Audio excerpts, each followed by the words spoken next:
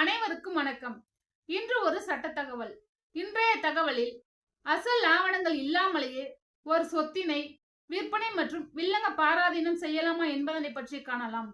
ஒரு சொத்தின் உரிமையாளர் ஒரு சொத்தினை விற்பனை மற்றும் வில்லங்க பாராதீனம் செய்வதற்கு அசல் ஆவணங்களை சார் பதிவாளர் அலுவலரிடம் தாக்கல் செய்ய வேண்டும் என்று அவர்கள் கட்டாயப்படுத்தக் கூடாது என்று மாண்புமிகு உச்சநீதிமன்றம் 7/4/2025 சிவில் அப்பீல் நம்பர் 3954/2025 என்ற வழக்கில் K Gopi versus the sub registrar என்ற வழக்கில் அசல் ஆவணங்கள் இல்லாமலேயே வில்லங்க பாராதீனம் மற்றும் விற்பனை ஆகியவை செய்யலாம் என்றும் மாண்புமிகு தமிழக சார் பதிவாளர் பதிவுத்துறை தலைவர் அவர்கள் 44,420/2025 படி உச்சநீதிமன்ற உத்தரவை அனைத்து சார் பதிவாளர் அலுவலகமும் கடைபிடிக்க வேண்டும் என்று இந்த வழக்கில் சொல்லப்பட்டுள்ளது.